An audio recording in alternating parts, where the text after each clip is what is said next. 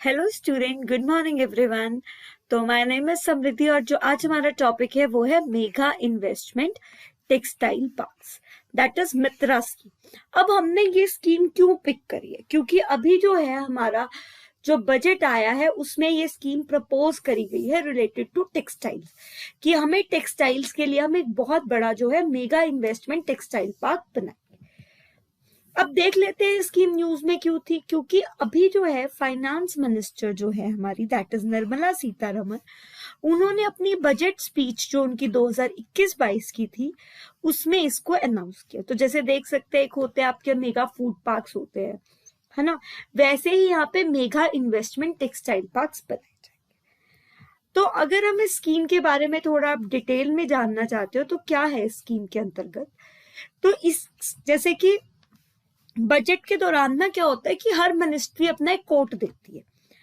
तो यहाँ पे टेक्सटाइल मिनिस्ट्री के द्वारा ये प्रपोज किया गया, उन्होंने बोला कि हम जो है हमें क्या चाहिए, हमें ये चाहिए कि हम 7 मेगा जो है इंटीग्रेटेड टेक्सटाइल रीजन जो है वो डेवलप करें। कि जैसे कि होता है ना कि बहुत बड़े बड़े पार्क्स डेवलप करें, इंडस्ट्रियल एरियाज डेवलप करें यहाँ पे, ताकि जो भी टेक्सटाइल्स है उनका साइज यहाँ पे डबल कर सके। ठीक है, to double the size of industry to $300 billion.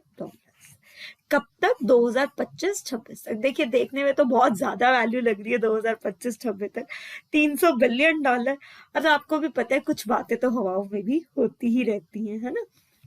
तो यहाँ पे इसके लिए क्या किया जाएगा? अब डबल करना है तो क्या करना पड़ेगा?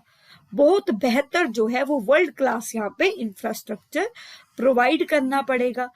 और यहाँ पे एक इस तरह की जो है यहाँ पे फैसिलिटी देनी पड़ेगी ताकि हम जो है ग्लोबल चैंपियन हो जाए एक्सपोर्ट के अंदर। आजकल हम क्या करते हैं, हम ब्रांडेड कपड़े ज्यादा लेना पसंद करते हैं, लेकिन अब वो कह रहे हैं कि हम अपना ही एक टेक्सटाइल में क्या करेंगे, एक ब्रांड बनाएंगे और ग्लोबल चैंपियन साबित होंगे हम एक्सपोर्ट करने में। ठीक है, तो हम एक उसके लिए एक बहुत बड़ा जो है वर्ल्ड क्लास इंफ्रास्ट्रक्चर क्रिएट करेंगे।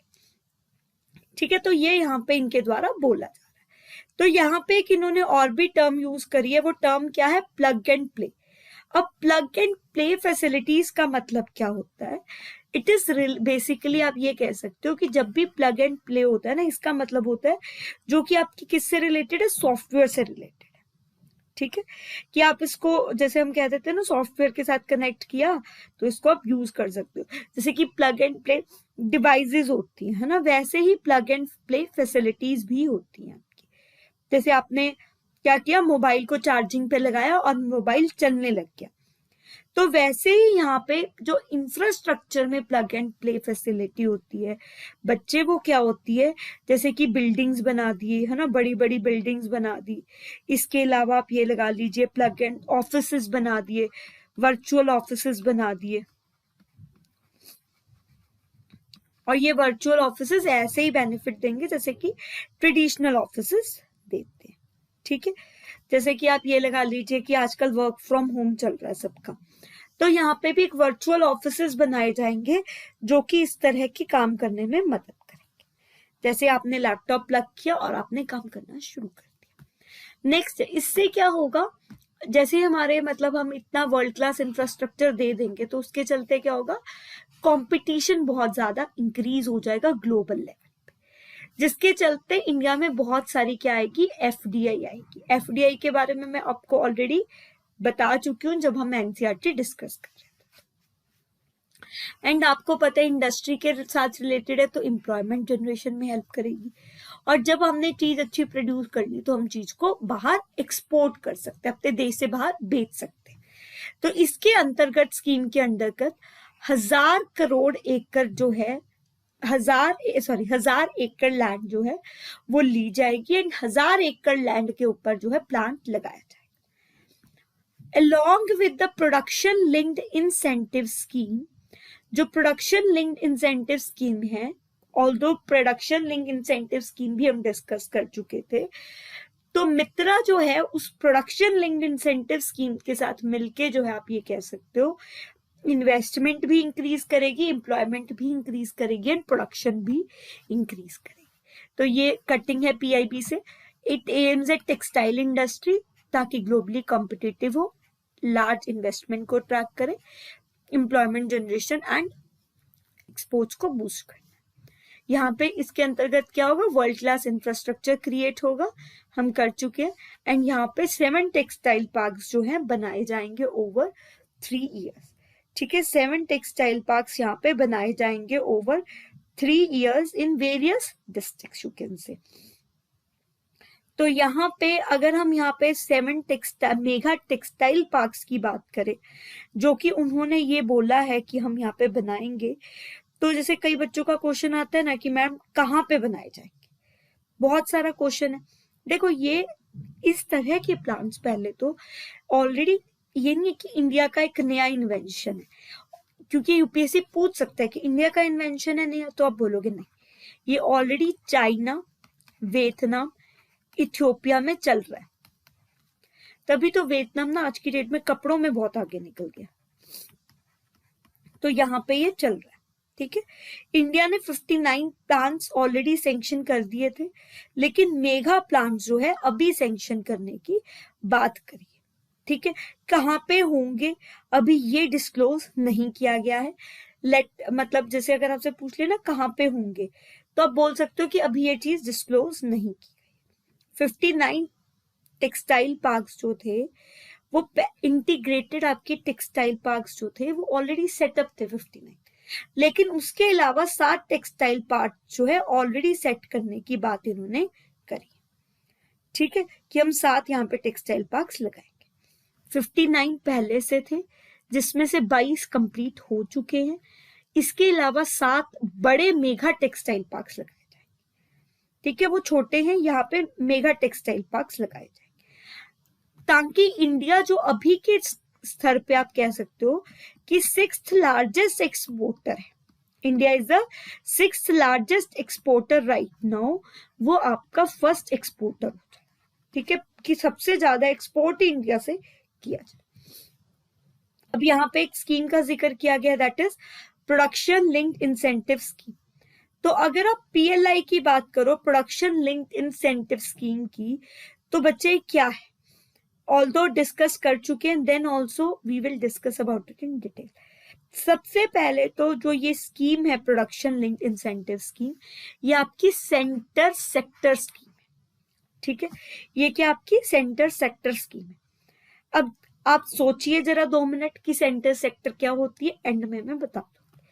जिसको 2020 में चलाया गया था, किसके लिए चलाया गया था, ताकि लार्ज स्केल इलेक्ट्रॉनिक्स की मैन्युफैक्चरिंग हो सके। अभी क्या है, हम लोग जैसे लिथियम बैटरीज वगैरह होती है वो बाहर से खरीदते हैं, चाइना से खरीदते हैं।